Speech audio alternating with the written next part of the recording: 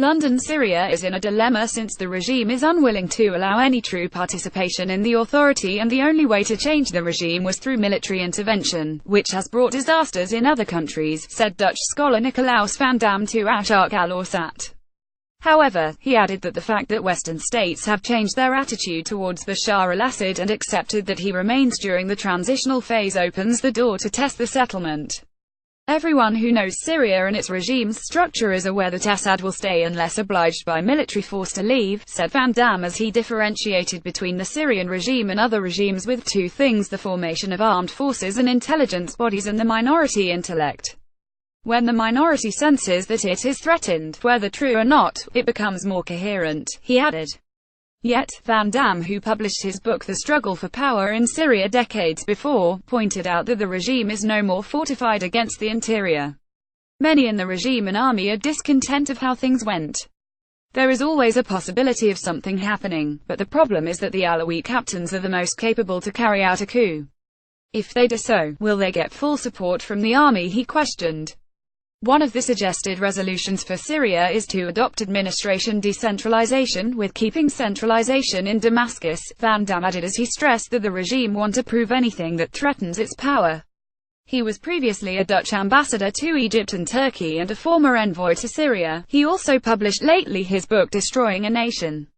How do you see the fact that British Secretary of State for Foreign and Commonwealth Affairs Boris Johnson accepted the departure of Assad within a transitional phase, while his French counterpart said that the priority is to fight ISIS? Asked Asharq al-Awsat newspaper. They should have thought of this 6 years ago, because one of the difficulties in the Syrian negotiations is the precondition of Assad absence. With such a condition, Assad won't accept to negotiate, he replied. But the case was different in 2011. There was an Arab Spring, commented the newspaper. He replied, true, it was different and there was no bloodshed. They said that Assad is illegal and should depart, but this is wrong, in my opinion. Everyone who knows Syria and its regime structure would be aware that this won't happen if not forced militarily. Western states thought that Assad will depart as Hosni Mubarak and Zine al-Abidine Ben Ali did, he continued. How does the Syrian regime structure differ from that of other regimes, Tunisia for example, the newspaper asked. The reply was, the main difference lies in the formation of armed forces, intelligence bodies and key positions. They are all connected directly or indirectly to Assad. Further, they are connected to the minority intellect. The structure differs from the Tunisian and Egyptian ones. The Syrian regime has half a century of experience in eradicating opposition. The newspaper asked, the biggest question is forming a joint military council the solution? The answer came as follows, between the regime and the opposition, yes, such as the Free Syrian Army. Commenting on their concerns over dividing Syria, he assured that both the regime and opposition want a unified Syria, but they wanted it under their control.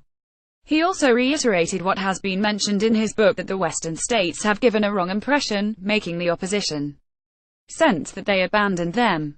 How do you view Syria in 2021? Assad wants to stay until then.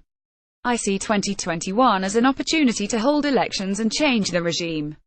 Assad is not irreplaceable. If he departs, there must come a president capable of changing and developing the country, said Van Dam.